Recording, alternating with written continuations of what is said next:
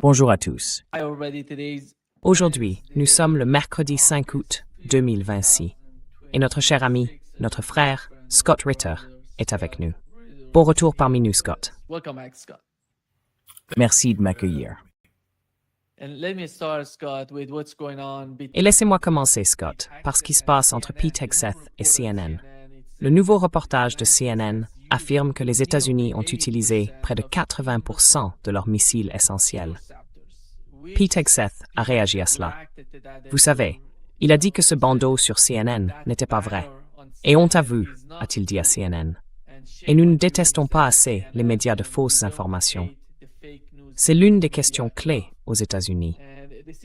À mesure que la guerre en Asie occidentale se prolonge, et il n'y a pas que CNN qui le rapporte. Reuters et le Wall Street Journal ont rapporté la même chose. Ils n'ont pas parlé de 80%, mais ils ont indiqué que, littéralement, les États-Unis sont en train de manquer d'intercepteurs à mesure que la guerre se poursuit. Quelle est votre compréhension de la manière dont les médias parlent de ces missiles et de la manière dont Pete Hegseth et le département de la guerre en parlent?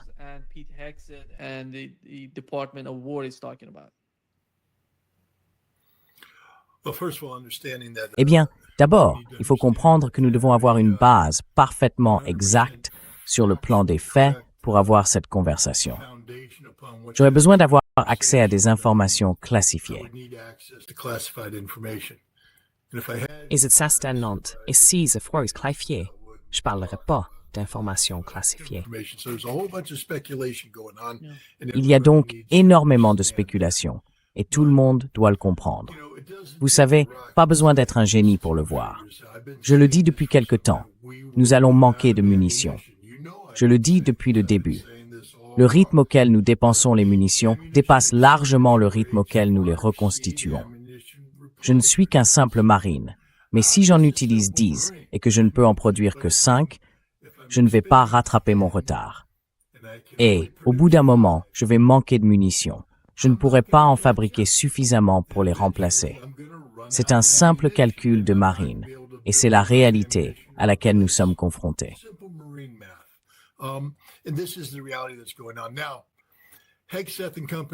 À présent, Hegseth et les siens semblent jouer sur les mots. À West Point, on appellerait ça de la chicane. Vous voyez, de la chicane. Ce n'est pas tout à fait un mensonge, mais ce n'est pas tout à fait la vérité non plus.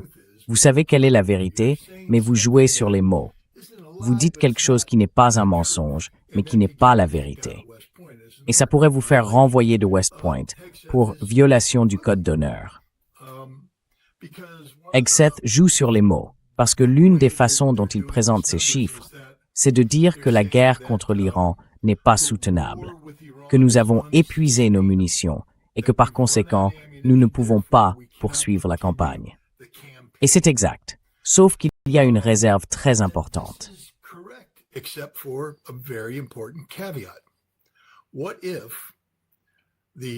Et si le département de la guerre, pour poursuivre la campagne contre l'Iran, décidait de puiser dans les stocks de réserves de guerre du Pacifique et d'Europe, jusqu'à les ramener à des niveaux qui rendraient impossible pour les États-Unis de mener une guerre contre la Chine ou la Russie.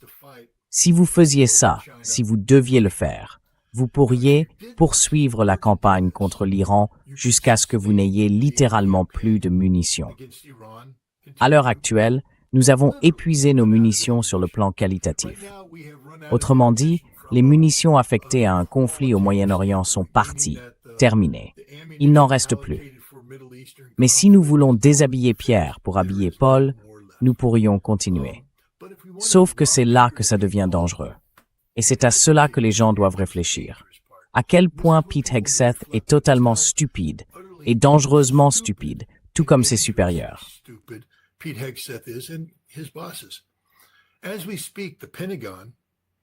À l'heure où nous parlons, le Pentagone est en train de revoir la posture nucléaire des États-Unis, les politiques de posture nucléaire, y compris les plans d'emploi des armes nucléaires.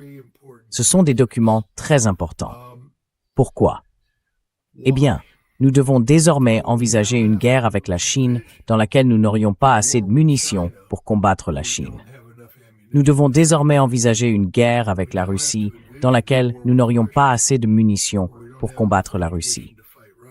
Vous vous souvenez de Christopher Donahue, le récent commandant des forces américaines en Europe, je crois que c'était en janvier de l'année dernière. Il s'est exprimé et il a dit « Kaliningrad ne fait que 47 miles. Waouh, on pourrait l'éliminer demain. On a préparé ça. On est prêt. On peut le faire. C'est dans la poche. » Eh bien non.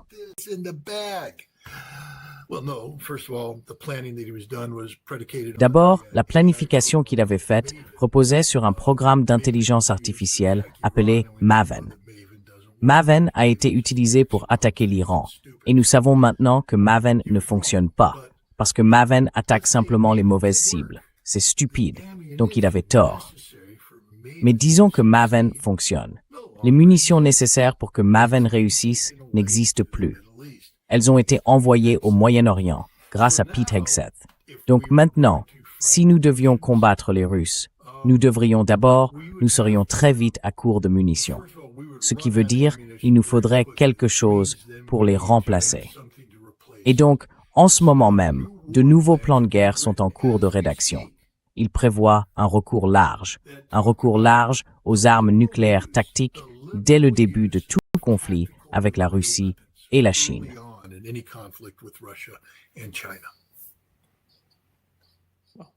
N'existe pas une manière imitée.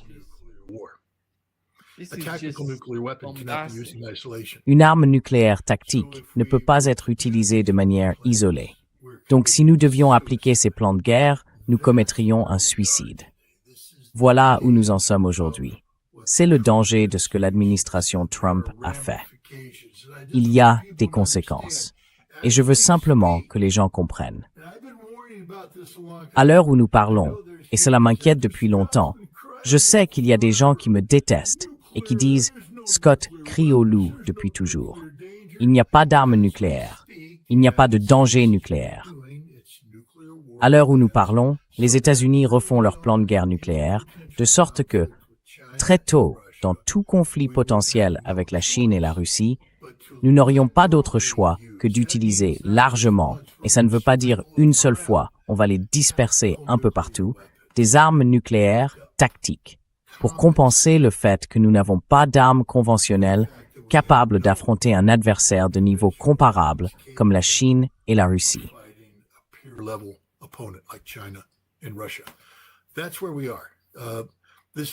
Voilà où nous en sommes. Cette guerre en Iran rend le monde bien plus dangereux et les gens doivent se réveiller. C'est pour ça que j'ai écrit un livre intitulé « Autoroute vers l'enfer ». C'est aussi pour ça que j'ai choisi ce titre. Parce que si nous n'avons pas de contrôle des armements, nous sommes sur une autoroute vers l'enfer. Et ça veut dire que nous allons tous mourir. Les gens disent « Scott, c'est un peu l'Armageddon là. Tu es irresponsable. » Ah oui? Je suis irresponsable. Parce que si nous n'avons pas de contrôle des armements, ces plans de guerre nucléaire seront mis en œuvre. Donald Trump n'est pas assez sage pour renoncer à de mauvaises options politiques, surtout face à la Chine. Il a doublé la mise dans le Pacifique.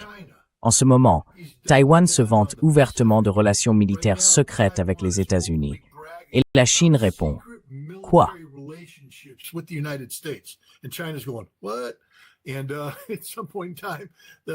Et à un moment donné, il pourrait se retrouver dans un échange de tirs. Et quand ça arrivera, la Chine écrasera Taïwan. Ensuite, les États-Unis mettront en œuvre un plan de guerre, parce qu'on ne peut pas simplement rester là sans rien faire. Et ce plan de guerre intégrera alors un usage large d'armes nucléaires tactiques, dès le début, de manière préventive. Voilà où nous en sommes. Je veux dire, je ne sais pas à quel point je dois crier plus fort.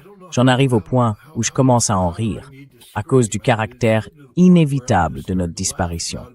Ce n'est pas une question de savoir si ça arrivera. C'est une question de savoir quand. Parce qu'on est trop stupide pour faire quoi que ce soit à ce sujet. Je veux dire, pour être honnête, il y a une solution. Ça s'appelle le vote. Vous savez, je viens de faire un coup de gueule sur YouTube. J'encourage les gens à aller le regarder. J'ai dit, qu'est-ce que Donnie ferait?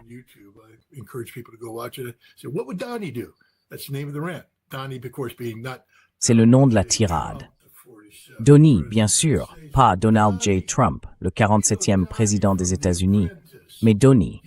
Vous connaissez Donnie, de The Apprentice. Il avait autrefois une émission qui s'appelait The Apprentice.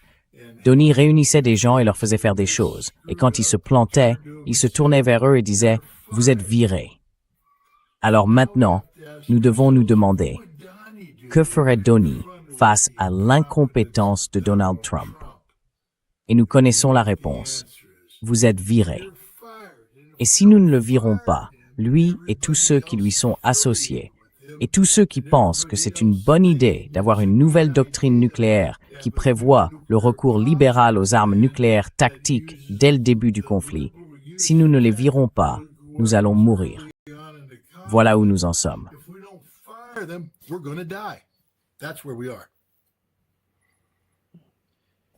Scott, Donald Trump, a décidé de ne pas attaquer l'Iran. Il a dit que cette fois, nous allions tout détruire. Les réseaux électriques, les infrastructures, les installations pétrolières, absolument tout. L'Iran a alors répondu qu'il ferait la même chose aux pays du CCG et à Israël. Et finalement, il a annulé l'attaque. Pour les personnes opposées à la guerre, beaucoup s'en réjouissent, parce qu'elles ne veulent aucune escalade militaire. Mais la réalité, c'est que Donald Trump est acculé en Asie occidentale, dans le détroit d'Ormuz.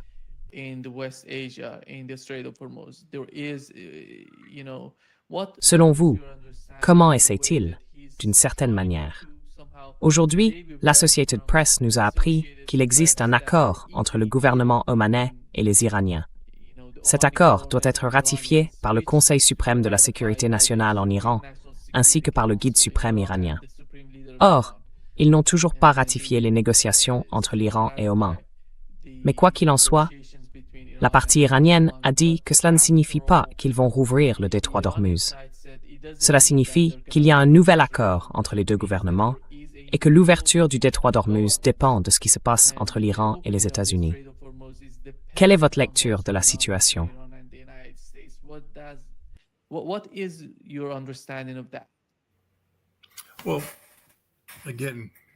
Eh bien, encore une fois, la même réponse que tout à l'heure. On est face à beaucoup de spéculations. Vous savez, on voit circuler des informations. On sait que l'espace médiatique est souvent utilisé par plusieurs partis pour obtenir une domination informationnelle, pour diverses raisons. Mais je l'ai dit il y a longtemps dans cette émission. En fait, on peut rembobiner. J'ai dit que selon moi, au final, un accord permettant à chacun de sauver la face serait conclu dans le détroit d'Ormuz entre l'Iran et Oman, puis Oman conclurait un accord parallèle avec les États-Unis. C'est apparemment ce qui est en train de se produire. Il n'y a pas de négociation directe entre l'Iran et les États-Unis.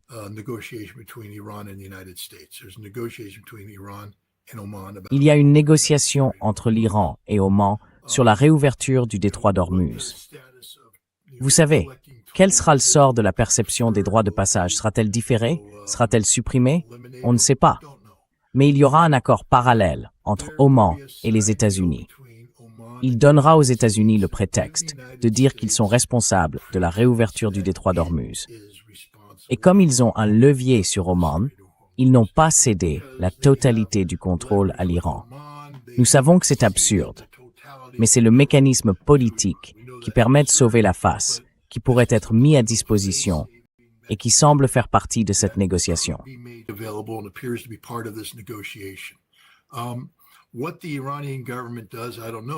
Ce que fera le gouvernement iranien, je ne le sais pas, parce qu'ils ne sont pas d'humeur à faire des gestes qui permettraient à Donald Trump de sauver la face. L'une des choses qu'ils ont dites, c'est que les États-Unis doivent cesser de menacer, qu'il ne peut pas y avoir d'accord tant qu'il y a des menaces. Ce qui était intéressant, juste avant de passer à l'antenne, je faisais défiler les infos. Et encore une fois, c'est dangereux de se fier aux fils d'actualité sur Internet. Mais il semble que le département du Trésor ait levé la désignation terroriste de 3 entités des gardiens de la révolution islamique qu'il avait auparavant. Donc il semble que les États-Unis fassent certains gestes parce que l'Iran a toujours dit que des mesures devaient être prises d'emblée. On ne va pas, faire quelque chose et attendre que l'Amérique agisse. We're not going to like do something and wait for America to act. And so it appears that there are things happening right now. Il semble donc que des choses se passent en ce moment pour rendre cet accord possible. Si c'est vrai, le département du Trésor supprime certaines classifications des gardiens de la révolution iranienne, ce qui les libérerait des sanctions. Cela crée une nouvelle réalité, un cadre juridique nouveau. Ce sont des mesures que l'Iran avait exigées de voir prises, et il semble que certaines le soient au moins. Encore une fois, est-ce que cela satisfera le gouvernement iranien? Je ne sais pas. Je ne peux pas parler en son nom. Ce que je sais en revanche, c'est qu'il s'agit d'une mesure temporaire liée au protocole d'accord, qui remet essentiellement le compteur à zéro sur l'obligation pour les États-Unis et l'Iran de parvenir à un accord nucléaire dans un délai de 60 jours.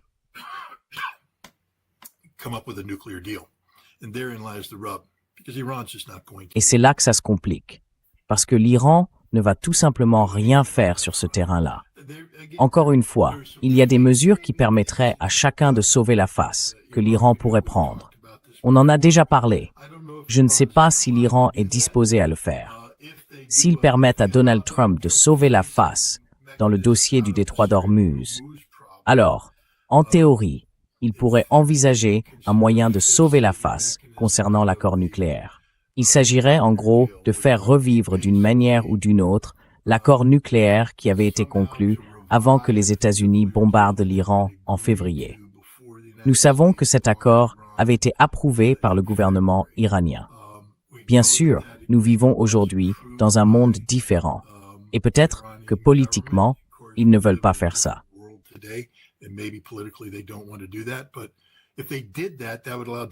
Mais s'ils faisaient ça, Donald Trump pourrait dire « J'ai obtenu un meilleur accord que celui de Barack Obama ». Ce serait une victoire politique. Il pourrait alors aller voir les Américains et dire « J'ai sécurisé le détroit d'Ormuz et j'ai obtenu un meilleur accord nucléaire que Barack Obama ». Et les Iraniens pourraient simplement dire « Peu importe, fume ta cam et va-t'en ». Et on pourrait passer à autre chose. Mais Donald Trump est-il prêt à accepter ça? Le problème, c'est qu'on a affaire à un homme que le gouvernement russe a qualifié d'émotionnellement instable. Ce n'est pas un acteur rationnel. On le sait. Dans le cas de l'Arabie saoudite, on l'a vu jeter par-dessus bord une négociation qui durait depuis 6 à 8 mois sur l'enrichissement nucléaire.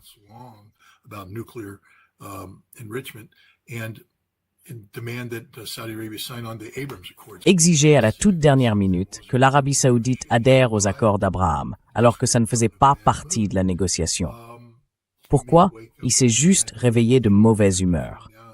Il peut se réveiller de mauvaise humeur à n'importe quel moment d'ici 60 jours. Qui sait comment fonctionne cet homme? Cet homme n'est pas rationnel. Il parle, vous savez, d'infliger des dommages énormes à l'Iran. Enfin, c'est un homme qui, vous savez, est devenu accro à cette idée qu'il détient les instruments du pouvoir, qu'il peut infliger de la souffrance et qu'il est presque divin dans sa capacité à distribuer la souffrance ou à la retenir. Que lui, Donald Trump, est une entité suprême, une divinité. Comment faire face à un homme comme ça?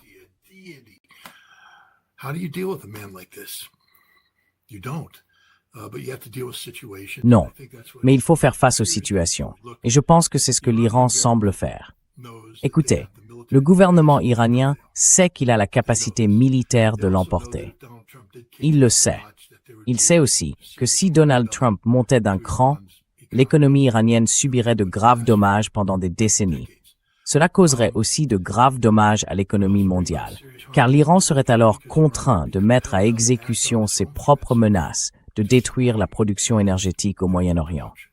Est-ce la voie que l'Iran, en tant qu'État-nation, veut suivre? Je ne le crois pas. Est-ce une voie qu'il doit suivre?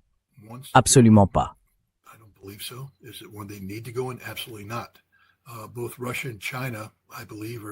Je pense que la Russie, comme la Chine, plaide en coulisses pour une stabilité à long terme, ce qui signifie qu'il faut mettre fin à ce conflit.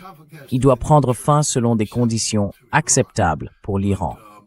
Mais, par exemple, la Russie a dit que le conflit en Ukraine ne se terminerait pas tant que ses causes profondes ne seraient pas traitées.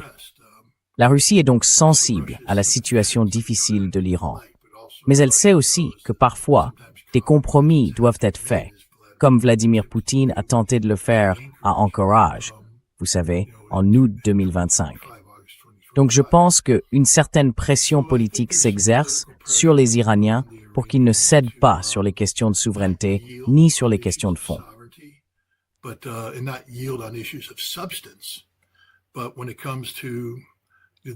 Mais quand on pense à l'imaginaire politique qui nous entoure, qui recouvre cette situation, la meilleure façon de trouver une porte de sortie est peut-être de permettre à Donald Trump de faire une déclaration qui n'aurait aucun sens sur le plan géopolitique, mais qui pourrait en avoir un sur le plan politique intérieur. Quelque chose qui atténue l'affront que représenterait, pour le public américain, une défaite au Moyen-Orient. Qui sait? Mais je pense que c'est dans cette direction que nous allons. Si nous avions un dirigeant rationnel aux États-Unis, je pense que c'est bien dans cette direction que nous irions. Et je pourrais dire avec certitude que nous sommes sortis d'affaires. Mais nous avons affaire à Donald Trump. Nous ne sommes sortis de rien.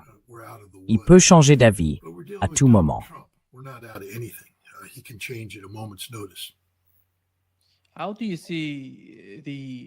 Comment voyez-vous la manière dont Israël s'exprime? Nous savons que récemment, Donald Trump et Benjamin Netanyahou se sont rencontrés. Il semble que cette rencontre ne se soit pas bien passée du tout. Mais Benjamin Netanyahou est ensuite sorti en disant « C'était l'une des meilleures réunions que j'ai jamais eues avec Donald Trump ». Et d'après ce que vous comprenez, j'imagine qu'Israël serait plus que satisfait si les États-Unis restaient dans la région, si le conflit se prolongeait encore et encore, si les deux camps continuaient à se battre, tandis qu'Israël resterait en quelque sorte à l'écart, sans que cela lui pose de problème. Car le champ de bataille, ce seraient les pays du Conseil de coopération du Golfe et l'Iran, avec les États-Unis et l'Iran qui s'entretueraient.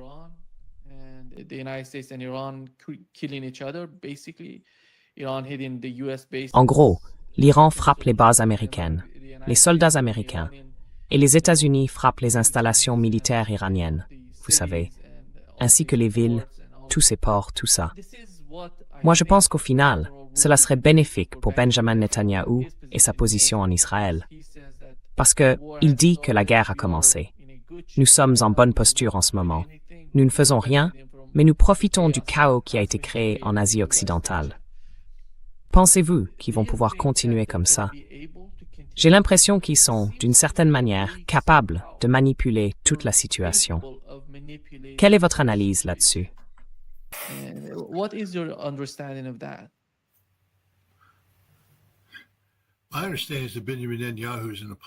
Je comprends que Benjamin Netanyahou est actuellement engagé dans un combat politique pour sa survie. Son parti ne se porte pas bien dans les sondages pour les prochaines élections. Il perdra probablement son poste de Premier ministre et s'exposera à des poursuites et à la prison. C'est ce que je pense aujourd'hui. Et pour Benjamin Netanyahou, c'est tout ce qui compte. Il ne se soucie pas d'Israël. Il se soucie de Benjamin Netanyahou. C'est la version israélienne de Donald Trump, un narcissique qui se drape dans l'apparence d'un dirigeant national. Et c'est vrai pour l'ensemble de la scène politique israélienne. Ils se bousculent, vous savez, ils se poussent les uns les autres pour voir qui sera numéro un. Il y a certaines réalités. Regardons l'économie israélienne. Elle ne fonctionne pas. Comment peut-on dire que c'est bon pour Israël? C'est une économie qui ne fonctionne pas. Radadon Osrami Streeten. Let's look at the Israeli military. They have no air defense. Ils n'ont aucune défense aérienne. Et vous voulez parler de levier. Le général commandant les forces américaines en Europe a dit au Pentagone, « Si vous ne me donnez pas davantage de destroyers, parce qu'au fond, notre bouclier mondial de défense antimissiles balistiques dépend fortement des destroyers de classe Aegis équipés d'intercepteurs SM-3 et SM-6, si vous ne m'en affectez pas davantage en Europe, je vais devoir retirer des destroyers actuellement utilisés pour protéger Israël, parce que la priorité doit être la protection du territoire national. » Les Israéliens réagissent. Quoi? Vous faites quoi? Vous ne pouvez pas retirer ce navire, parce que c'est la seule chose qui abat les missiles. Nous n'avons plus de missiles. Nous n'avons plus de défense antimissiles. Seuls les États-Unis ont des missiles. Et maintenant, vous parlez de retirer ça. Et je pense que c'est aussi un moyen de pression sur Israël pour lui faire comprendre qu'il n'est pas numéro un.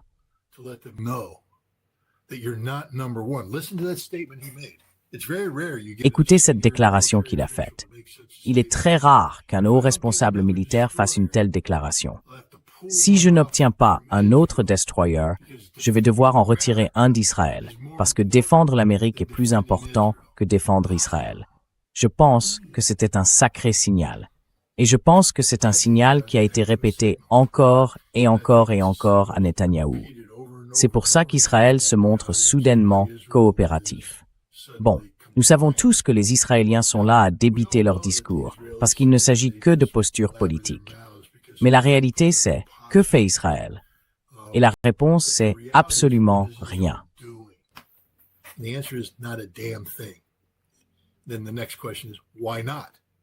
Alors la question suivante, c'est pourquoi pas? Parce qu'ils ne le peuvent pas. Si Israël était exposé à des attaques, Israël ne pourrait pas se défendre. Et si Israël étendait la guerre, d'une manière qui mettrait les ressources américaines en danger, nous ferions à Israël ce que nous avons déjà fait aux Japonais et aux Sud-Coréens. Nous lui retirerions la capacité de se protéger. Donc, je pense qu'Israël n'est tout simplement pas dans une position aussi forte que tout le monde le pense. Je pense que Netanyahou est politiquement faible à cause des prochaines élections où son parti ne fera probablement pas un bon score. Et ils sont militairement faibles. Vous savez, ils peuvent rester là, à parler autant qu'ils veulent. Mais au bout du compte, ils ne s'en sortent pas bien au Liban.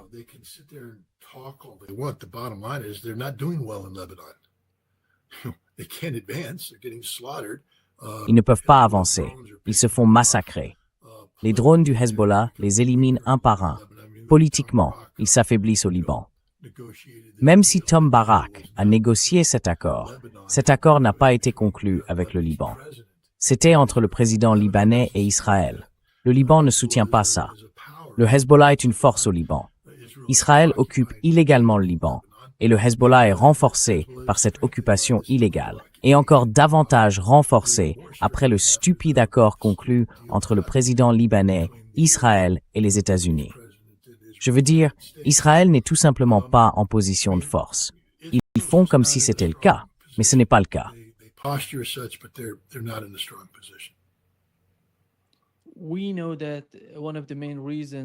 Nous savons que l'une des principales raisons invoquées par l'Iran, du moins d'après ce que nous avons entendu de la position iranienne, concerne le détroit d'Ormuz. En gros, il s'agit pour eux de conserver la maîtrise du détroit d'Ormuz. Leur priorité, c'est la sécurité de l'Iran. Ils ne veulent pas que les États-Unis envoient davantage d'armes et de radars dans ces pays du CCG afin de préparer de nouvelles attaques, une nouvelle vague d'attaques contre l'Iran. Et c'est l'une des principales raisons pour lesquelles ils contrôlent le détroit d'Ormuz. Ils savent que les États-Unis peuvent acheminer ces armes par avion, et ainsi de suite. Mais au moins, lorsqu'il s'agit du détroit d'Ormuz, ils veulent en garder le contrôle.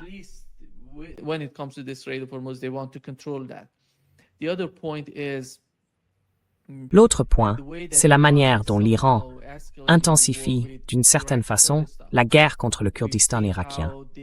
On a vu comment ils ont en quelque sorte contraint les États-Unis à retirer ces systèmes de défense aérienne, les systèmes patriotes du Kurdistan irakien, parce que sinon, s'ils ne les retirent pas, ils seront frappés par des missiles ou des drones iraniens. C'est comme ça qu'on peut les protéger et peut-être les envoyer en Israël. Et ils ont mené des opérations au sol, Scott. Les forces spéciales iraniennes ont mené des opérations au sol au Kurdistan irakien. Cela pourrait arriver à Bahreïn, je dirais, ou au Koweït, si l'escalade se poursuit dans la région.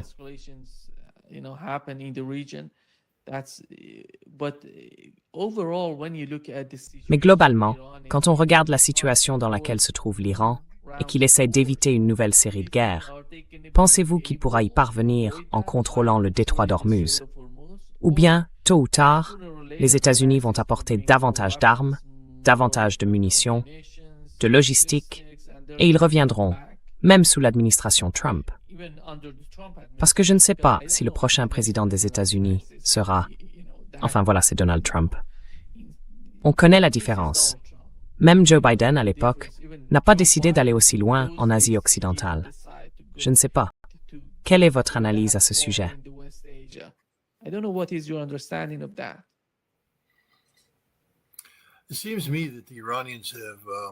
Il me semble que les Iraniens ont fait du détroit d'Ormuz leur atout majeur, leur carte maîtresse, et qu'ils l'ont lié à l'ensemble des obligations prévues par le protocole d'accord.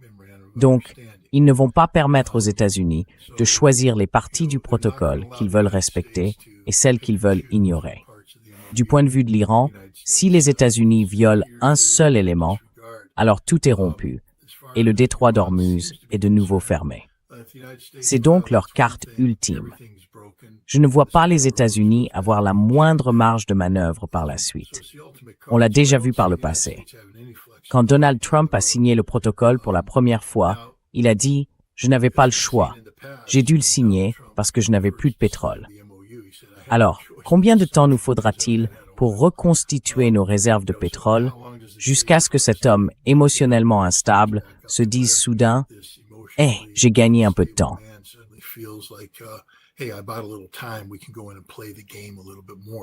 On peut y retourner et rejouer un peu le jeu. Vous savez, il peut se bercer d'illusions en se disant qu'on va accélérer la production d'intercepteurs, les envoyer au Moyen-Orient et dire « Oh, on en a assez maintenant pour 1 ou 2 semaines de combat. Peut-être que cette fois, je pourrais faire craquer les Iraniens. » Qui sait? Avec Donald Trump, c'est très imprévisible. Mais je pense que les Iraniens ont clairement fait valoir, et ils l'ont dit, que c'est tout ou rien. C'est l'intégralité du protocole d'accord, ou rien. Les États-Unis ne peuvent pas choisir les parties qu'ils vont respecter et celles qu'ils vont ignorer. Alors espérons qu'il y ait des gens pour conseiller Donald Trump. Mais encore une fois, ça n'a pas d'importance. Parce que cet homme est émotionnellement instable, profondément irrationnel, et il fera ce qu'il veut. Bordel.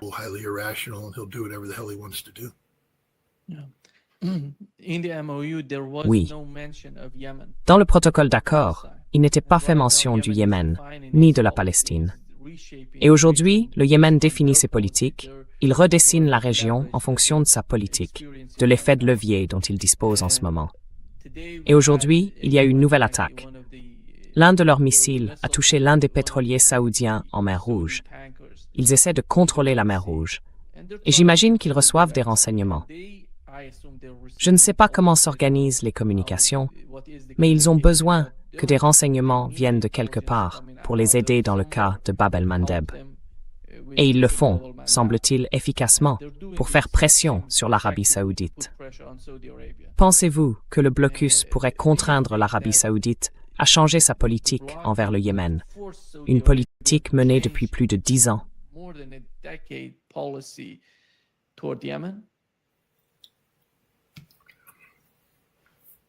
Oui, je pense. C'est un atout main. Je veux dire, quand l'Arabie saoudite détourne 70% de sa production pétrolière vers Yanbu, à partir de Yanbu, il faut soit ressortir par Bab el-Mandeb, soit remonter jusqu'au canal de Suez. Et du point de vue de la rentabilité, ce n'est pas du tout rentable. D'ailleurs, certains des plus gros pétroliers ne peuvent pas emprunter le canal de Suez. C'est donc un atout maître dont Ansarallah dispose désormais et qu'ils utilisent très efficacement. Et ce qui est remarquable, c'est que l'Iran peut continuer à, vous savez, influencer les marchés mondiaux de l'énergie en demandant simplement à Ansarallah de fermer Bab el-Mandeb. L'Iran peut dire « ce n'est pas prévu dans le protocole d'accord, ce ne sont pas mes affaires », tout en faisant en sorte que cela devienne ses affaires. Les Iraniens sont donc très habiles dans leurs négociations. Vous savez, ils ont lié le Liban, mais ils n'ont pas lié l'Iran. Ils n'ont pas de smudge, mais ils linkent small.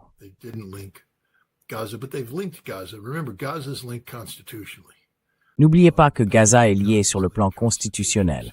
La cause palestinienne est liée sur le plan constitutionnel. Donc vous savez, les Iraniens ont une position bien plus forte que je pense quiconque en Occident ne l'a compris. Et l'une des raisons, c'est qu'ils comprennent la région bien mieux que n'importe qui en Occident. Ils comprennent la réalité d'Ansarallah. Ils connaissent aussi l'histoire. Combien de gens savent que le sud de l'Arabie saoudite fait en réalité partie du Yémen? Des gens ont réellement étudié cette histoire et comprennent que les Saoudiens l'ont volé au Yémen. Et en fait, ils l'ont volé aux Houthis, aux tribus qui constituent aujourd'hui Ansar Allah. Et l'Arabie saoudite est très préoccupée par le fait qu'Ansar Allah puisse vouloir récupérer ces terres.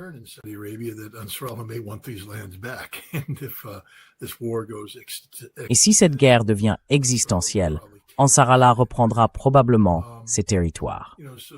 Vous savez, la situation est donc bien plus compliquée que les gens ne le pensent. L'idée que les États-Unis puissent bombarder Ansar Allah jusqu'à le soumettre a été démentie par 12 années de défiance de la part d'Ansar Allah depuis 2014, lorsque l'Arabie saoudite, servant de façade aux États-Unis et à leurs partenaires européens, soutenue par les Émirats arabes unis, a lancé une campagne aérienne incessante destinée à écraser Ansar Allah. Et nous voilà 12 ans plus tard. Ansar Allah est toujours là, vivant et bien portant. Ils n'ont atteint aucun de leurs objectifs, eux, c'est-à-dire les Saoudiens. Donc l'idée que nous puissions bombarder Ansar Allah jusqu'à le soumettre est tout simplement contredite par les faits.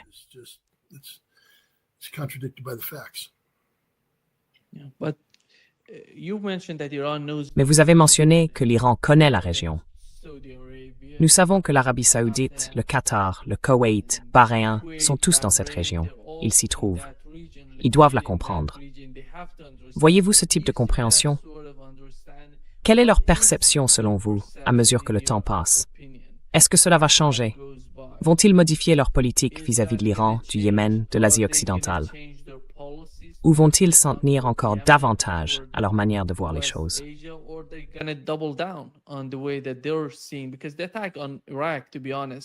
Parce que l'attaque contre l'Irak, pour être honnête, ne montre pas, à mon avis, que l'Arabie saoudite comprend totalement la situation dans laquelle elle se trouve. Et nous allons peut-être voir, ce soir ou demain, une nouvelle attaque de l'Irak contre l'Arabie saoudite, contre les installations pétrolières saoudiennes. À mon avis, ça va arriver tôt ou tard. Mais la raison pour laquelle je pose cette question, vous savez, c'est que, même si l'on parle beaucoup de l'Iran, tout ne dépend pas de la position iranienne. Cela dépend des politiques menées en Arabie saoudite, au Qatar et dans tous ces pays, d'une combinaison d'idées et d'un état d'esprit dans cette région.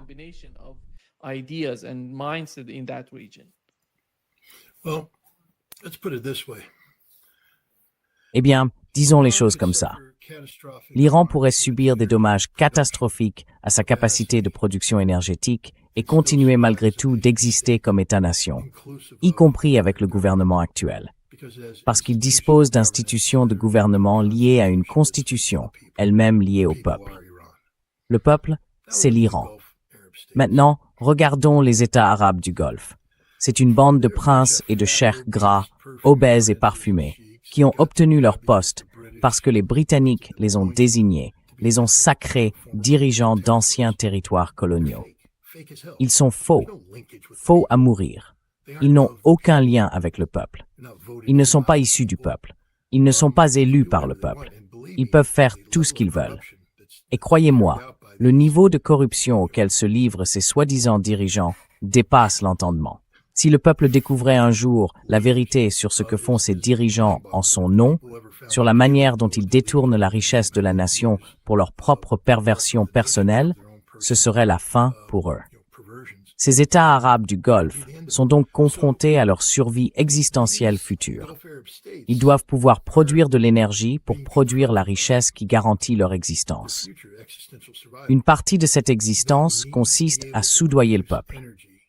Vous savez, ils ont tellement de richesses pétrolières qu'ils distribuent soit des subventions, soit des voitures, peu importe. Tout ce qu'ils font, c'est un pot de vin au peuple. Mais la très grande majorité de cette richesse sert à entretenir un train de vie qui dépasse l'entendement.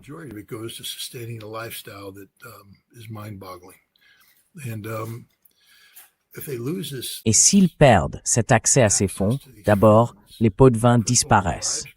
Rappelez-vous, la première chose qu'ils vont réduire, c'est l'argent destiné aux autres, pas à eux-mêmes. Mais ensuite, leur capacité à maintenir leur train de vie disparaît. Et leur capacité à financer les coûts des mécanismes de sécurité qui les maintiennent au pouvoir, des mécanismes liés aux États-Unis et à d'autres pays par divers accords de défense, se dissipent. Ils constatent déjà que leur relation de sécurité avec les États-Unis se dégrade. Ils doivent donc se poser la question, qui va financer notre protection?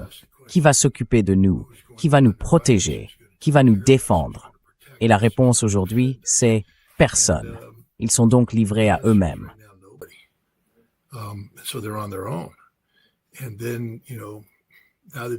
Et puis, vous savez maintenant, ils deviennent vraiment faibles. Parce qu'il suffit que l'Iran ou les milices populaires en Irak lancent des attaques qui mettent hors service la production énergétique. Et là, vous savez, le robinet de l'argent se ferme. Et quand ça arrive, ces gens-là fuient pour sauver leur vie, ou ils meurent, parce qu'il y aura des attaques violentes, des bouleversements au Moyen-Orient. Vous savez, on parle du printemps arabe. Le printemps arabe finira par souffler là où il aurait dû souffler, sur ces princes parfumés, non élus du Moyen-Orient.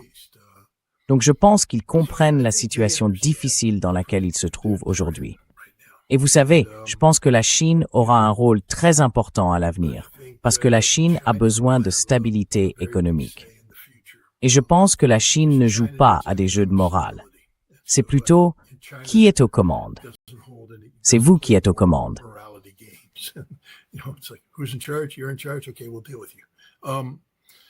D'accord, nous nous occuperons de vous.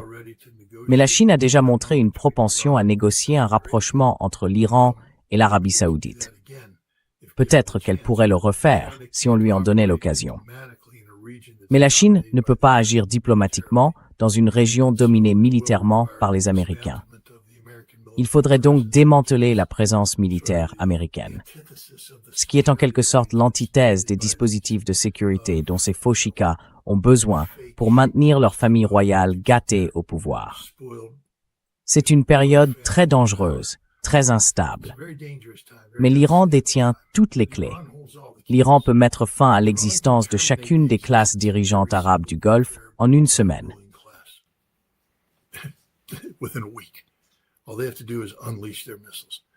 Il leur suffit de lancer leurs missiles. Mais, vous savez, attention à ce que vous souhaitez. Parfois, le chaos et l'anarchie qui s'ensuivraient, vous savez, n'en vaudraient peut-être pas la peine. Donc, vous savez, je pense que c'est là que les Chinois jouent avec ces États arabes du Golfe. Nous avons déjà fait des affaires avec eux. Faisons baisser les tensions. Ouvrons des possibilités en continuant à faire des affaires avec eux.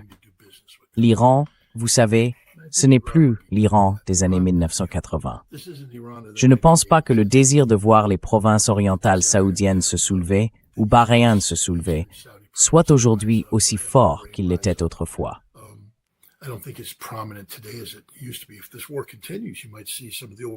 Si cette guerre se poursuit, on pourrait voir certains des anciens durs revenir au pouvoir et dire « non, non, il faut faire ça ».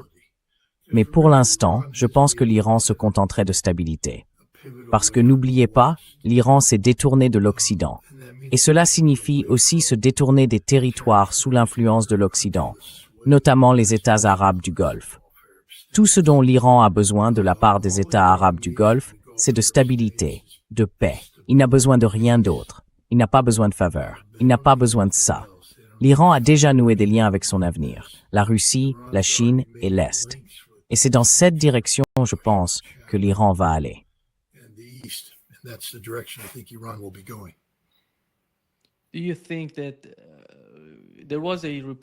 Pensez-vous qu'il y a eu un article de Reuters hier disant que les États-Unis ont récemment utilisé des HIMARS et des attaques MS? Ils frappaient la partie ouest de l'Iran, juste à côté de la frontière irakienne, dans cette province. Et il semble que Reuters ait indiqué, dans son récent article publié hier, que les États-Unis commencent à manquer de ces missiles, les attaques MS, les PRSM et les missiles de précision, et ils les utilisent. La portée de ces missiles est de 250 à 300 km, si je ne me trompe pas.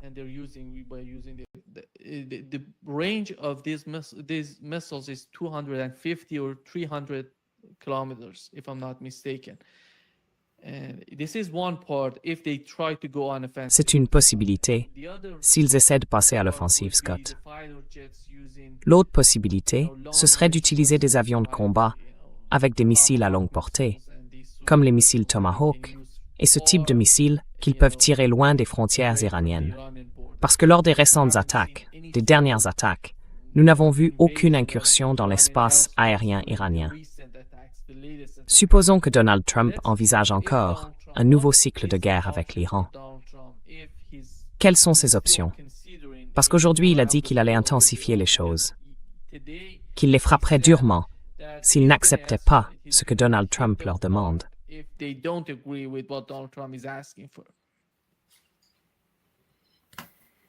Je veux dire, les mots ne tuent pas les gens, normalement. Ils peuvent conduire à des politiques qui, elles, tuent des gens. Mais dire qu'on va détruire l'Iran et détruire l'Iran, ce sont deux choses totalement différentes.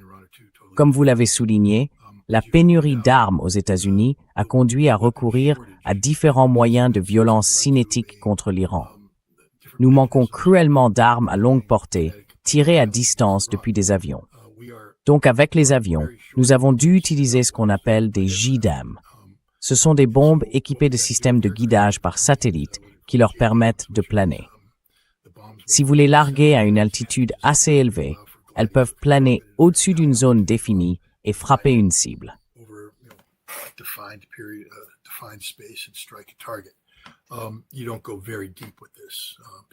On n'entre pas très profondément dans ce sujet parce qu'il faut maintenir l'avion hors de portée de la défense aérienne.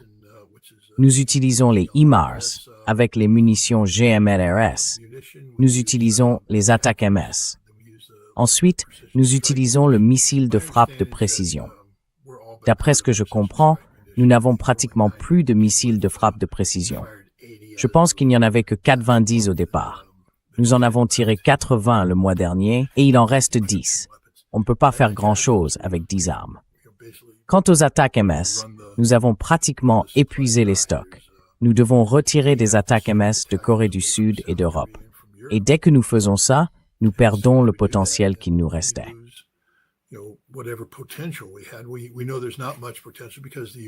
Nous savons que le potentiel est limité parce que les Ukrainiens utilisent des attaques MS et des HIMARS contre les Russes. Et les Russes ont trouvé comment brouiller le signal GPS, comment leurrer le guidage inertiel et globalement perturber ces attaques. Résultat, le taux de réussite est en réalité très faible. Mais l'Iran possède peut-être, ou peut-être pas, cette capacité de leurrage. Je ne sais pas quels dégâts de combat sont infligés à l'Iran. Mon intuition, c'est que la Russie a probablement partagé sa capacité à contrer les HIMARS et les attaques MS et que les Iraniens appliquent aussi ces mesures. Mais nous les utilisons parce que nous n'avons pas assez d'armes à distance de sécurité.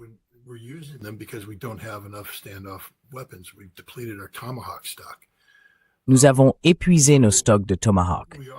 Nous bombardons donc, en gros, la bordure ouest et la bordure sud de l'Iran avec ce que nous avons, mais nous ne pouvons pas frapper en profondeur. L'Iran possède des missiles dont la portée est supérieure à celle de nos missiles.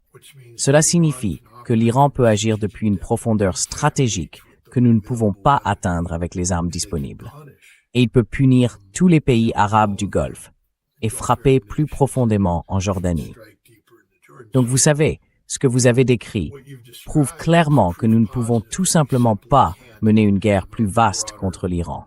Nous avons atteint le maximum de notre potentiel de combat. Nous n'avons pas la capacité de projeter réellement notre puissance de manière durable dans la profondeur stratégique iranienne. Pendant ce temps, l'Iran continue de pouvoir menacer l'ensemble de la profondeur stratégique des États-Unis et de nos alliés dans la région.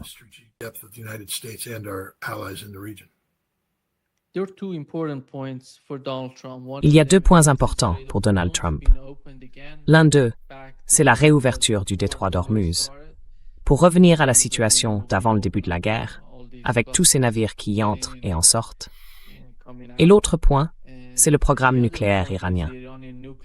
Et au regard de ces 2 points, il semble que Donald Trump cherche actuellement à pousser ou à forcer les Iraniens à parler du programme nucléaire à ce stade, alors que dans le cadre du protocole d'accord, Ils étaient censés en parler. Le protocole d'accord aurait été la première étape. La deuxième étape aurait été le programme nucléaire iranien. Et cette fois-ci, Donald Trump a essayé. Il a essayé de parler du programme nucléaire iranien.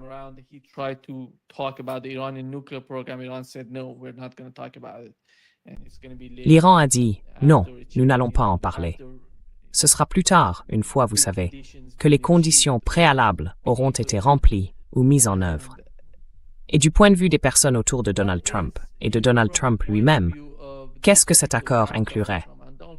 Cet accord qui comprendrait, vous savez, le détroit d'Ormuz et le programme nucléaire iranien. Et comment voyez-vous la possibilité de parvenir à un quelconque accord nucléaire entre l'Iran et les États-Unis, alors que nous savons à quel point il est difficile pour Donald Trump et son administration de lever les sanctions primaires et secondaires?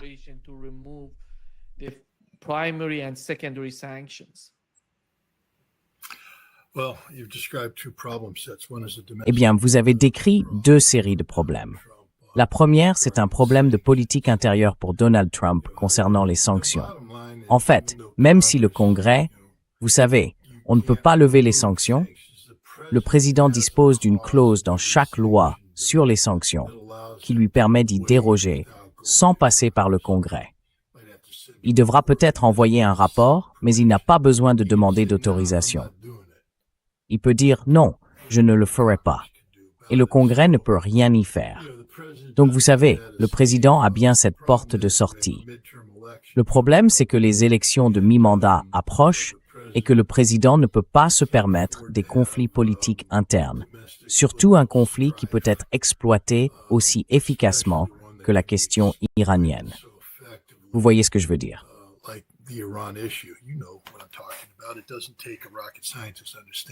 Il ne faut pas être un génie pour comprendre qu'il suffit qu'une Laura Loomer dise que 50 000 manifestants iraniens ont été tués. Et alors, dans l'esprit d'un pourcentage important d'Américains conservateurs, ça devient la vérité. Et cela rend difficile pour le président d'agir politiquement parce qu'il y aura alors une opposition au Congrès. Le président doit donc mener une bataille difficile sur ce terrain.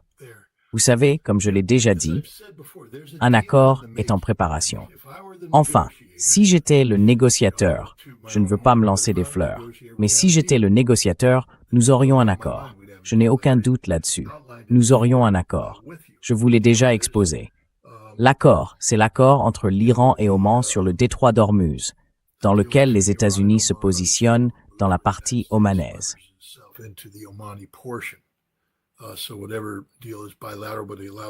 Donc, quel que soit l'accord bilatéral, il permet à Trump de dire « Oh, j'ai un minimum de contrôle sur le détroit d'Ormuz que je n'avais pas auparavant ».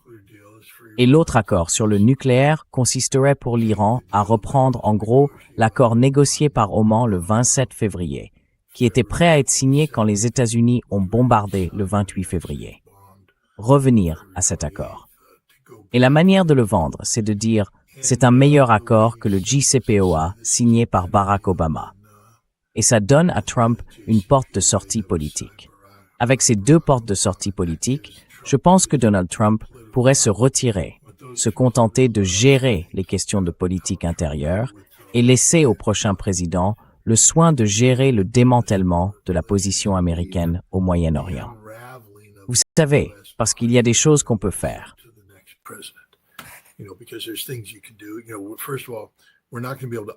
Vous savez, d'abord, on ne pourra pas simplement revenir automatiquement à ce qu'on faisait auparavant. Nos infrastructures ont subi trop de dégâts. Donc il va falloir attribuer des contrats. Il faudra négocier des contrats avec les gouvernements hôtes qui ne seront peut-être pas ravis que nous poursuivions cette relation. Il y a des fonds qui doivent être alloués. Et donc, il y a beaucoup de choses qui peuvent être faites sur le plan intérieur, sur le plan politique, sans que Trump ait à dire « je me retire du Moyen-Orient ». Mais le fait est que nous nous retirons du Moyen-Orient. Et ensuite, on laisse la prochaine administration défaire tout ça et lui rejeter la responsabilité. Vous savez, ce sont le genre de manœuvres politiques qui seraient possibles si Donald Trump était un acteur rationnel. Il ne l'est pas. Donc, on ne sait tout simplement pas ce qui va se passer. So we just don't know what's going to happen. Dans quelle mesure l'administration Trump est-elle impliquée dans le soutien à l'Ukraine dans la guerre en cours contre la Russie, Scott?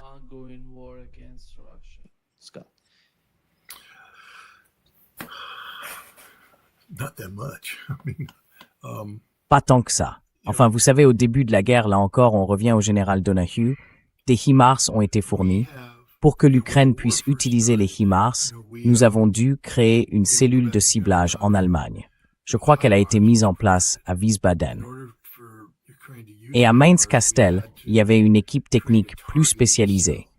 Mais pour pouvoir tirer avec les HIMARS, surtout d'une manière qui permettait, parce que l'un des aspects essentiels n'était pas seulement de tirer avec les HIMARS, mais de faire en sorte qu'ils survivent. Nous ne voulions pas fournir des HIMARS à l'Ukraine pour que la Russie les détruise ensuite. Il y a donc des tactiques spécifiques. Elles ont été élaborées.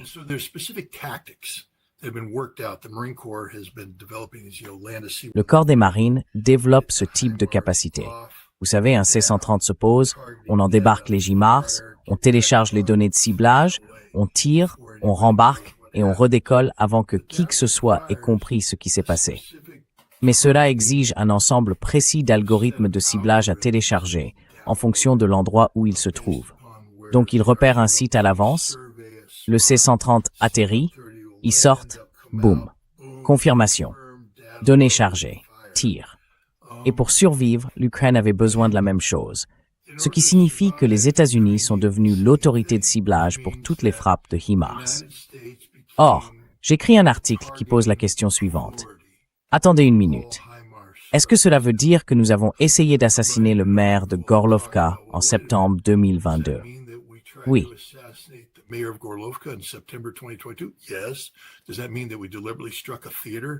Est-ce que cela signifie que nous avons délibérément frappé un théâtre où des enfants répétaient du ballet en novembre 2022? Oui.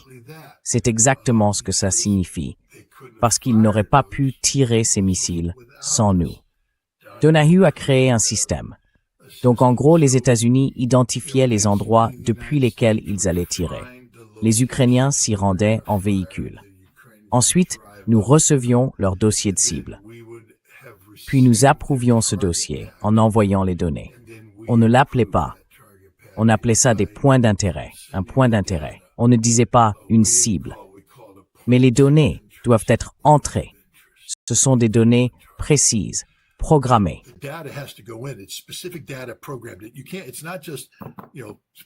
Ce n'est pas simplement, vous savez, des gens qui se disent « Oh, mettons ma position et leur position ».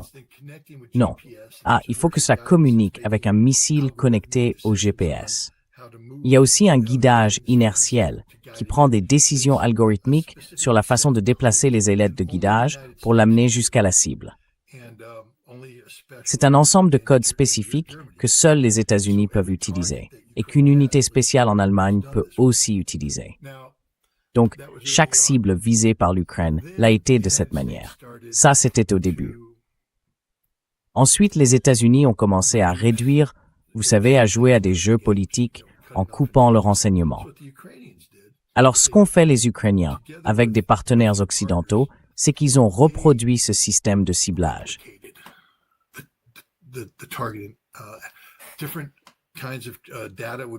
Différents types de données seraient intégrés. Ensuite, ils ont essentiellement reproduit le code pour que les Ukrainiens puissent eux-mêmes saisir les données de ciblage pour les HIMARS. Aujourd'hui, nous savons donc que les Ukrainiens disposent d'une certaine autonomie dans ce domaine. Quand les États-Unis disent qu'ils leur refusent l'accès aux renseignements, ce qu'ils font toujours, les Ukrainiens ont des solutions de contournement. Mais ce n'est toujours pas suffisant, parce que les Russes ont leur propre capacité à brouiller les signaux GPS et ce genre de choses. Donc aujourd'hui, la privation d'informations de renseignements n'est pas aussi importante que tout le monde le prétend, parce que l'Ukraine a mis en place une solution de contournement avec l'Europe.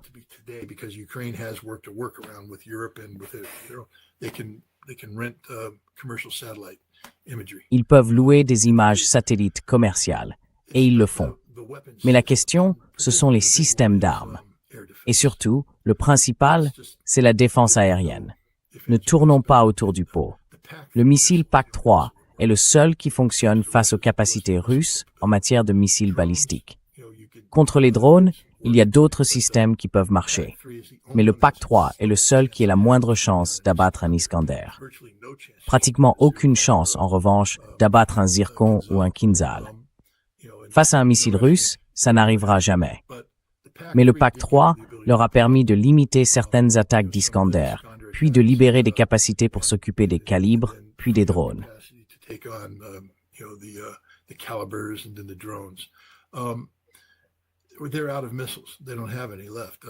Ils n'ont plus de missiles. Il ne leur en reste plus. Je crois qu'il y a eu une attaque de 57 missiles l'autre soir. Ils en ont tiré un, leur dernier PAC-3, et c'était tout. La nuit dernière, il y a eu une attaque. Il n'y avait aucune défense antimissile. Tout est épuisé. Et c'est la fin de l'Ukraine. L'Ukraine ne peut pas se défendre. Et elle ne peut pas se défendre. Cela veut dire que la Russie va simplement avoir le champ libre. On dit que la Russie a fait venir une brigade d'artillerie nord-coréenne qui tire un équivalent du type Iskander-M et que jusqu'à 120 de ces missiles ont été amenés avec cette brigade. Ce qui veut dire que la Russie ne manquera jamais de puissance de feu.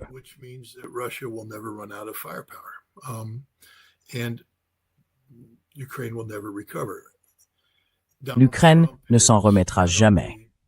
Donald Trump n'a pas seulement menti à l'Ukraine au sujet d'une licence pour un patriote. Tout le monde a entendu ce qu'il a dit à Ankara. Je vous donne une licence. Oui, il faut passer par cette procédure, mais ce ne sera pas un problème. Il s'est avéré que c'est un gros problème et ils n'obtiendront pas la licence. Ensuite, ils sont arrivés en disant « Nous avons besoin que vous nous donniez simplement 300 missiles ». Trump a répondu « Non, nous n'avons pas 300 missiles et les missiles que nous avons vont nous défendre. Nous, pas vous. Personne d'autre n'a de missiles. Il y en a en stockage, mais l'Europe en est aujourd'hui au point où elle ne peut pas puiser dans ses stocks tout en assurant sa propre défense. Et l'Europe commence en quelque sorte à voir ce qui se profile. La Russie va gagner en Ukraine.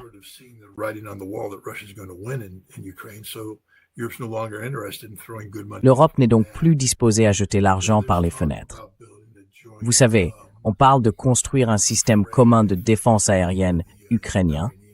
Je crois qu'il s'appelle Freya. Mais il leur faut des composants, il leur faut des pièces. Ça veut dire qu'ils n'ont pas de système de missiles. Et même s'ils en avaient un, il faudrait encore le produire ou l'assembler. Et il n'y a pas de défense aérienne. Vous savez, où que soit construit le Freya, il finira par y aller. Avec le temps, je pense que la Russie va maintenir le niveau et l'intensité de ses attaques. Elle va détruire l'ensemble de la capacité industrielle de l'Ukraine, ainsi que l'ensemble de ses infrastructures civiles de distribution des biens, etc. Carburant, nourriture, approvisionnement.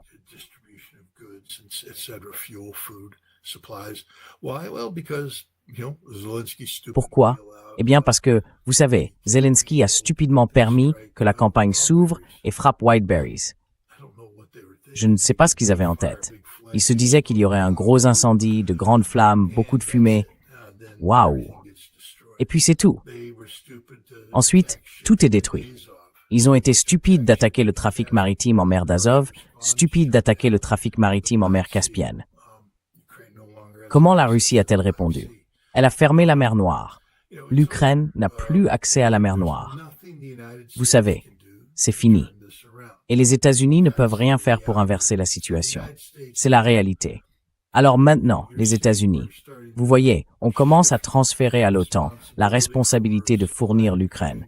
Et on se retire, parce qu'il y aura un moment, Kaboul.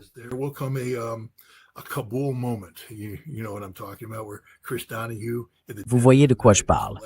Chris Donahue, en pleine nuit, était le dernier homme à monter sur la rampe d'un C-17, alors que le dernier avion décollait avec les dernières troupes, parce qu'on a été battu. Il y aura un moment, Kiev, où le dernier Américain partira. Ça arrive bientôt. L'Ukraine ne peut pas survivre.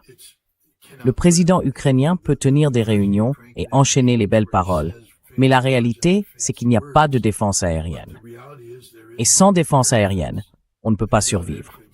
Sans défense aérienne, on ne peut rien faire de ce dont il parle. Comment construire une usine pour produire des systèmes de défense aérienne quand on n'a pas de défense aérienne pour défendre l'usine? La Russie a déjà montré qu'elle peut frapper n'importe où en Ukraine, à sa guise. Ils frappent Lvov à leur guise. L'Ukraine ne peut rien faire pour empêcher cela.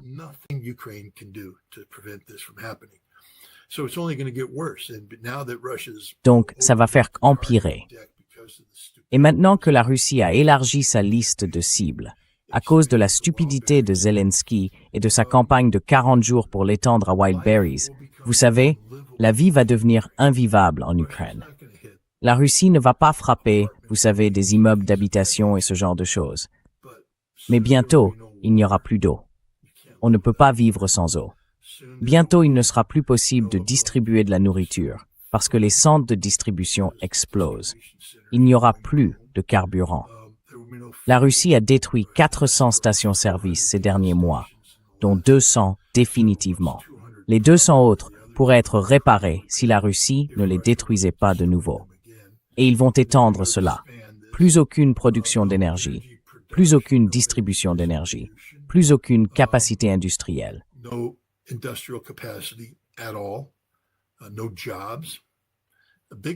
Pas d'emploi. Le plus gros problème, en ce moment, c'est qu'il n'y a pas de nourriture. C'est la période des récoltes. Il n'y a pas de diesel pour les moissonneuses-batteuses. Absolument pas. Et même s'ils récoltent, ils ne peuvent pas acheminer ça jusqu'au marché. Ils ne peuvent pas le distribuer en Ukraine même. Et ils ne peuvent pas l'exporter pour gagner de l'argent. Jusqu'à 60% de l'économie ukrainienne est désormais à l'arrêt. L'Ukraine est en train de mourir. C'est un État mourant.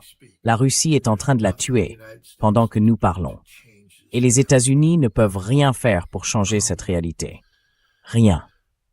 Je me demande toujours pourquoi Kash Patel va en Russie en octobre. On parlait d'un déplacement à la mi-octobre.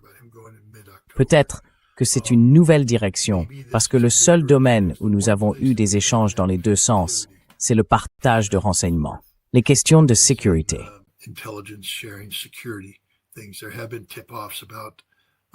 Il y a eu des alertes concernant le terrorisme et des choses de cette nature, avec des partages d'informations à ce sujet. Donc peut-être que Kash Patel et qu'ils utilisent, vous savez, un intermédiaire en qui la Russie a confiance, parce que la Russie ne fait pas confiance à Kushner ni à Witkoff. Je veux dire, Lavrov a pratiquement fermé la porte. Il a dit, vous savez, qu'ils n'avaient jamais été honnêtes. Jamais honnêtes. Et si c'est vous qui racontez le mensonge, alors ce mensonge vous colle à la peau. Donc je ne pense pas que Kushner et Witkoff aient encore une quelconque crédibilité. Je veux dire, est-ce que la Russie les laissera entrer? J'en suis sûr. Vous savez, si Trump les envoie, ils les laisseront entrer. Est-ce qu'ils auront accès à Poutine? Peut-être, peut-être pas. Mais est-ce que ce sera une conversation de qualité? Non, parce qu'on ne leur fait tout simplement plus confiance. On ne leur en a jamais fait. It has never been. Eh bien, il y a toujours eu de l'espoir. Toujours l'espoir qu'ils puissent tenir leurs promesses. Mais après Anchorage, ils se sont révélés être des imposteurs absolus, des menteurs absolus. Kash Patel pourrait arriver et apporter une nouvelle dynamique. Donc vous savez, on verra. Et écoutez, en tant que personne qui se rend souvent en Russie parce que je veux de meilleures relations entre les États-Unis et la Russie, j'espère que Kash Patel réussira. Parce que là encore, un conflit potentiel entre les États-Unis et la Russie, que ce soit à propos de l'Ukraine, des pays baltes ou de l'Arctique, verrait les États-Unis agir depuis une position de faiblesse. Ce qui signifie que des armes nucléaires tactiques seraient utilisées très tôt. Ce qui signifie la fin du monde. Nous n'avons pas besoin de ça. Nous ne voulons pas de ça. Nous ne le souhaitons pas. Ce dont nous avons besoin, ce que nous voulons, c'est la paix.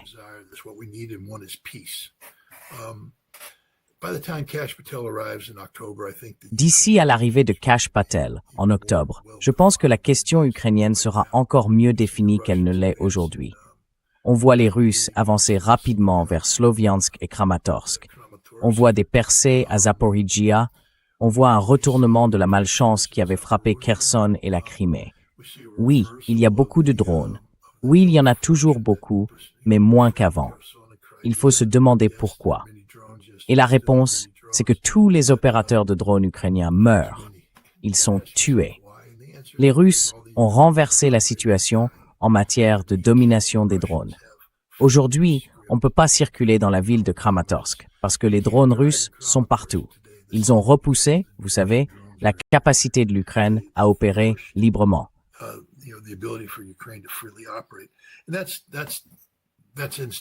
Et c'est la mort instantanée. Dès que la Russie obtient la supériorité en drones, ce n'est plus qu'une question de temps avant qu'elle ne détruise tout, ne bloque tous les mouvements, et la suite est inévitable. Et la capacité de l'Ukraine à riposter, qu'elle avait auparavant, l'Ukraine pouvait envoyer jusqu'à 10 000 drones par jour. Imaginez être opérateur de drones ukrainien et pouvoir faire voler un drone, boum, en faire voler un autre, boum, encore un, boum, toute la journée, parce qu'il y avait des drones sans fin. Plus maintenant. Ils font voler un drone, boum, ils en font voler un autre, et puis c'est fini. Il faut attendre le réapprovisionnement. Mais quand le réapprovisionnement arrive, un drone russe est détecté, boum, ils sont morts. Ou alors ils sortent pour récupérer un drone de reconnaissance. Aujourd'hui, le métier le plus dangereux au monde, c'est opérateur de drones ukrainien. Ils meurent par dizaines.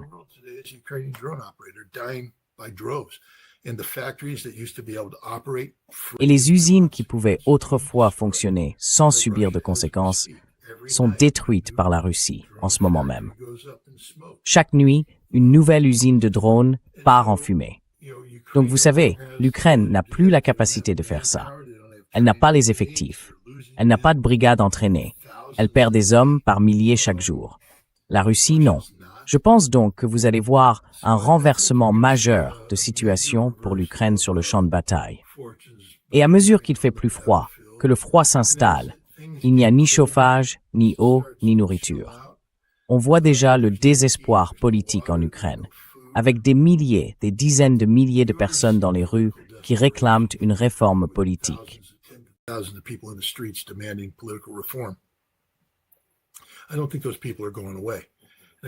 Je ne pense pas que ces gens vont disparaître. Et je pense que, lorsqu'ils commenceront à avoir faim, soif, froid, cela pourrait très bien marquer la fin du régime de Zelensky. Vous savez, et le rêve de l'Ukraine est terminé. Le général Zaloujny, qui, vous savez, en plus d'avoir été le commandant des forces armées ukrainiennes, a été ambassadeur en Grande-Bretagne et un fervent défenseur de l'adhésion de l'Ukraine à l'OTAN et à l'Union européenne, a déclaré « Nous ne ferons jamais partie de l'OTAN. Nous ne ferons jamais partie de l'Union européenne. » Alors, qu'allez-vous être? Qu'allez-vous être? Si vous ne pouvez être ni dans l'OTAN, ni dans l'Union européenne, qu'allez-vous être? Et lui connaît la réponse, mais il ne peut pas la dire.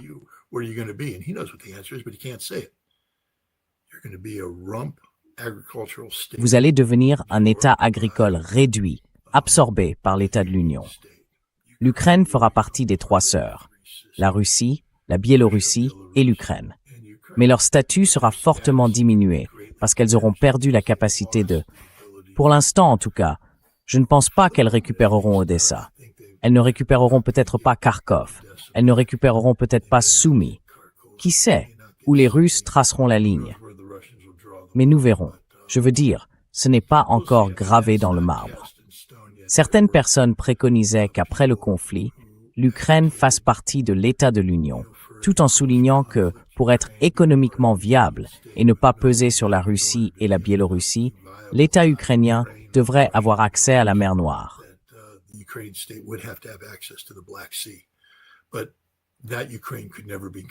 Mais l'Ukraine ne pourra jamais être gouvernée par quelqu'un qui serait contaminé par le poison Zelensky.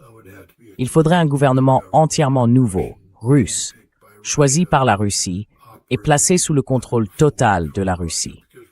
Parce que la Russie ne peut pas permettre à une Ukraine hostile ou neutre d'avoir accès à la mer Noire. La seule façon pour l'Ukraine d'avoir accès à la mer Noire, c'est d'être une Ukraine soumise ou une Ukraine politiquement alignée sur la Russie. Et c'est dans cette direction que nous allons. C'est une défaite totale, potentiellement une destruction totale de l'Ukraine. Et les États-Unis ne peuvent rien faire pour l'arrêter. Nothing the United States can do to stop it. And you mentioned the case of the Et vous avez évoqué le cas de la mer Noire et d'Odessa. Est-ce que la Russie va, d'une manière ou d'une autre, isoler l'Ukraine de sa frontière avec la Pologne? Ils ont cette liaison. L'une des principales voies d'approvisionnement, si je ne me trompe pas, c'est cette ligne ferroviaire entre la Pologne et Lviv. Et ils l'utilisent. And they're using that line. I don't do targeting for the Russians. Vous savez, je ne fais pas de ciblage pour les Russes. Le moyen le plus rapide de voir le FBI frapper à ma porte, ce serait que je dise « Voici une bonne liste de cibles, et voilà pourquoi ». Mais je n'en ai pas besoin. Ils ont des gens intelligents. Andrei Ilnitsky, ancien conseiller principal de Poutine. Vous savez, Sergei Shoigu, en tant que ministre de la Défense, a publié des articles écrits avec d'autres anciens hauts gradés russes très compétents. Il parle de 30 à 33 cibles à l'intérieur de l'Ukraine qui, si vous les frappez, détruiront l'Ukraine. Et ces cibles ont toujours été interdites. Et il y a plusieurs raisons à cela. Enfin, il n'entre pas dans les détails, vous savez, mais je peux spéculer. Pourquoi la Russie enlève-t-elle ses gants maintenant? Why is Russia taking the gloves off now? Because let's be honest, I thought Russia was going to take the Parce que, gloves off soyons honnêtes, years ago. je pensais que la Russie allait enlever les gants il y a 2 ans. Les gens disaient « Scott, ça fait longtemps que tu annonces la fin de l'Ukraine. » Eh bien, ils auraient pu y mettre fin il y a 2 ans, militairement, en faisant ce qu'ils font aujourd'hui. Parce que c'est la mort de l'Ukraine. L'Ukraine ne peut rien y faire.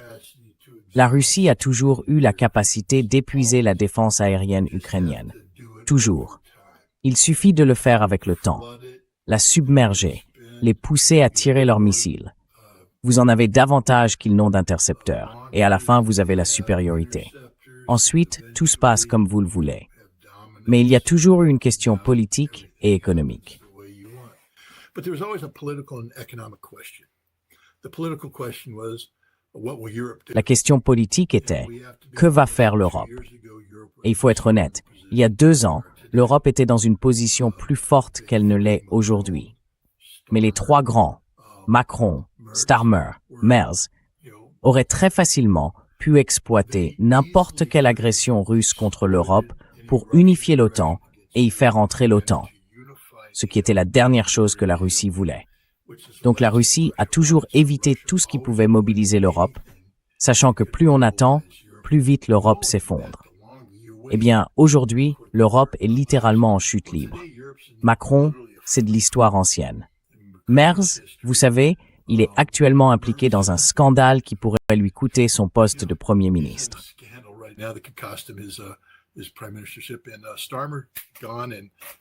Et Starmer, qui s'en va. Andy Burnham, qui arrive, sans aucune expérience en politique étrangère, et l'Angleterre, qui n'a absolument aucune capacité. Donc l'idée d'une intervention européenne est absurde. Mais malgré tout, vous ne voulez pas être perçu comme l'agresseur. Alors il faut donner à l'Ukraine la possibilité de se suicider. Ils l'ont fait il y a 1 an avec, vous savez, l'opération Toile d'araignée. Vous vous en souvenez?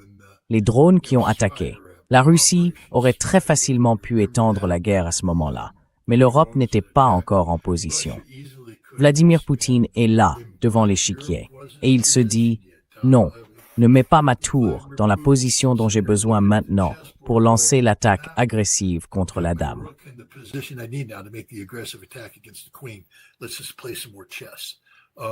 Jouons encore un peu aux échecs. Bon, aujourd'hui, l'Ukraine a lancé une campagne d'influence avec 40 drones, le 25 juin, en attaquant des raffineries de pétrole. Bon, les raffineries russes sont attaquées depuis des années. Ça n'a jamais changé l'issue du conflit. Les gens doivent arrêter de paniquer. Gilbert Doctorow, arrêtez de l'écouter. Regardez ce qui s'est passé l'année dernière. Vous savez, ce n'est pas la première fois que l'Ukraine frappe les capacités de raffinage du pétrole. Regardez la panique que l'Occident essayait de susciter là-bas. Vous savez, le prix du carburant de la meilleure qualité, l'AI-95 ou quelque chose comme ça, est aujourd'hui moins élevé qu'il ne l'était à la même date l'an dernier. today is cheaper today than it was a year ago today? Vous le saviez? A lot of people don't realize that. It's cheaper today. Beaucoup de gens ne s'en rendent pas compte. Aujourd'hui, c'est moins cher. Alors, attendez une minute. Je croyais qu'il y avait une énorme crise. Je croyais que les files d'attente pour l'essence s'allongeaient, qu'ils n'avaient plus d'essence. La Russie a du gaz. La Russie vit du gaz. Je l'ai toujours dit, ne vous frottez pas à elle. Si vous allez jouer au jeu de l'essence, ne vous frottez pas à la nation qui est littéralement définie comme une immense station-service. Ils savent faire ça mieux que quiconque. Et Gilbert Doctorow sait que c'est le cas, mais il continue quand même à diffuser de la désinformation. La Russie a réglé ce problème. Ce n'est pas un problème. L'Ukraine n'a pas réglé ce problème. Le transport maritime. Shipping. They hit Azov Sea. They didn't do any damage. Ils ont frappé des A en mer. Ils n'ont causé aucun dégât. Comprenez bien ça. Et Gilles, regardez la véritable évaluation des dégâts de combat. Vous devriez peut-être parler à un officier chargé de cette évaluation, à quelqu'un qui a de l'expérience. C'est mon cas, Gilles. Si vous voulez en parler, parlons-en. Mais taisez-vous sur des choses que vous ne comprenez pas, parce qu'ils ont causé aucun dégât réel à la Russie dans la mer d'Azov. Ils n'ont causé aucun dégât à la Russie dans la mer Caspienne. Ce qu'ils ont fait, c'est énerver les Russes. Alors maintenant, la Russie a fermé la mer Noire. Vous ne l'aviez pas vu venir, n'est-ce pas, Gilles? L'Ukraine n'a aucun accès à la mer Noire. There's no access to the Black Sea for Ukraine. It's finished. It's over. Game changer. C'est fini. C'est terminé. Ça change la donne. La Russie ne souffre absolument pas de tout ça. Elle gagne sur tous les fronts. Vladimir Poutine a attendu le bon moment pour faire tout ça. C'est un génie.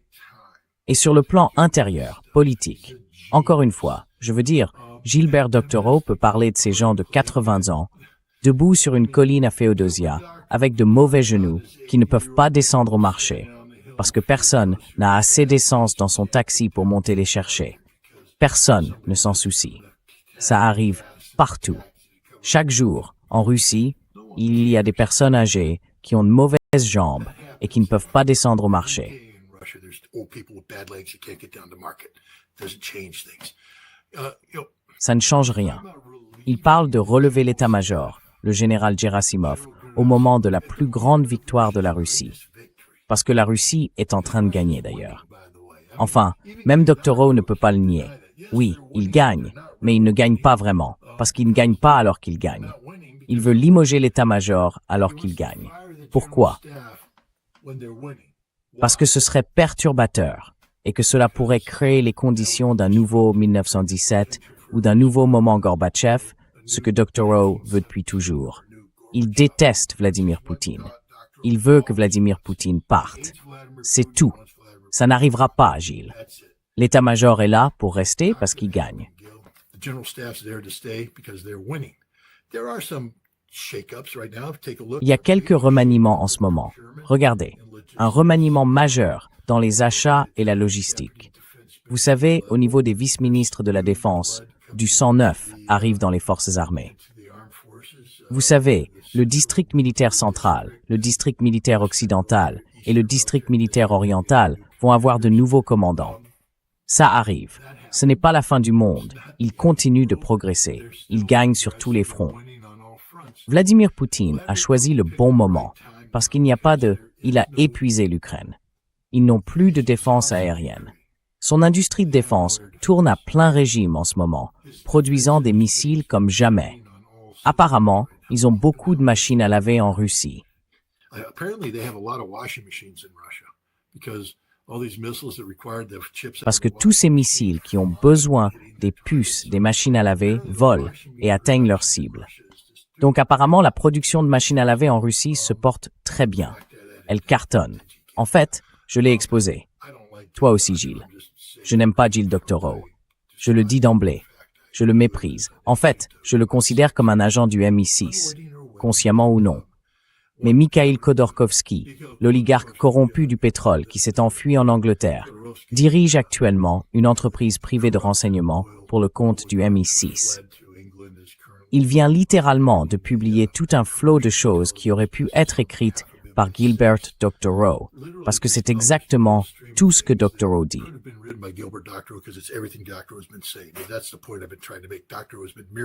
C'est le point que j'essaie de faire comprendre. Depuis quelque temps déjà, Doctorow reprend en miroir les récits du MI6. Et c'est dangereux, très dangereux, pour la raison que je viens d'évoquer. Si Gilbert Doctorow est simplement stupide, qu'il le soit.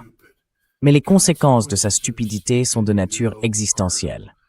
Je vous l'ai dit, en ce moment, les États-Unis redéfinissent leur posture nucléaire de sorte que si nous entrions en conflit avec la Russie, nous utiliserions tôt des armes nucléaires.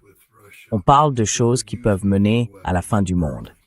C'est pour ça qu'il faut bien faire les choses, qu'il faut bien gérer les relations entre les États-Unis et la Russie, et qu'on ne peut pas laisser des récits artificiels dictés par l'Europe intervenir et influencer l'issue.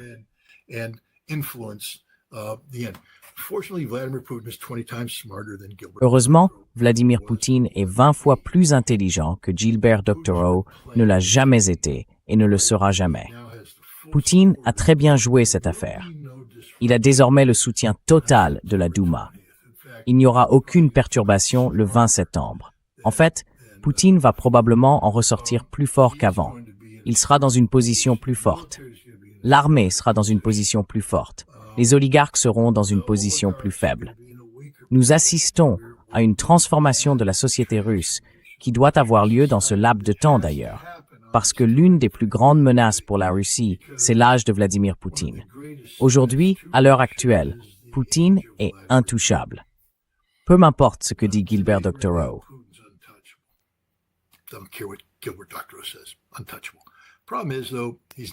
Intouchable. Le problème, c'est qu'il n'est pas Dieu et qu'il finira par être trop vieux. Et le système qu'il a construit fonctionne très bien tant qu'il est au pouvoir. Mais on n'a pas testé la transition vers un monde post-Poutine. Et personne n'en parle vraiment aujourd'hui. Personne ne veut en parler. Personne ne veut penser à la vie après Poutine. Mais Poutine, lui, y pense parce qu'il se soucie de la Russie. Je ne peux pas prouver qu'il y pense, sauf qu'il dit toujours « j'y pense ». Et il a même modifié la Constitution lors des dernières élections parce qu'il réfléchit, vous savez, à ce à quoi ressemblera la Russie dans un contexte post-Poutine.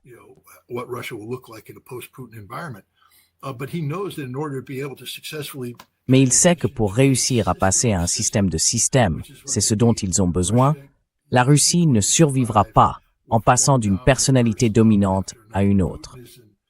Poutine n'est pas une personnalité dominante qui n'aurait pas voulu l'être. C'est quelqu'un qui, très tôt, croyait à l'existence d'une opposition efficace et à un bon ensemble de mécanismes gouvernementaux, à une infrastructure qui faciliterait la transition. Il doit construire cela maintenant. Mais on ne peut pas le faire quand on est en guerre. Poutine a besoin que cette guerre prenne fin. Ensuite, il s'attellera à faire réussir la Russie sur le plan économique.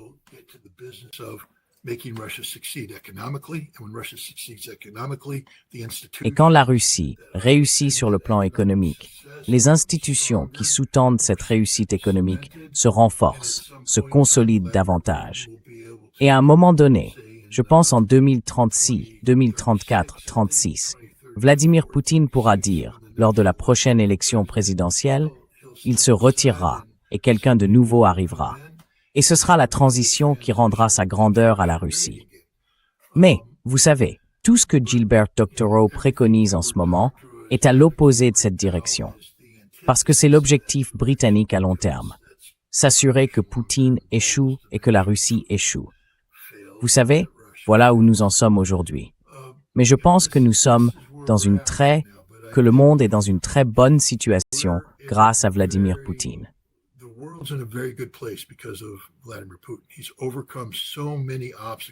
Il a surmonté tellement d'obstacles placés devant lui par l'Europe, par les États-Unis, par l'Ukraine qui se suicide. Qui aurait pensé qu'une nation se suiciderait aussi efficacement que l'Ukraine l'a fait?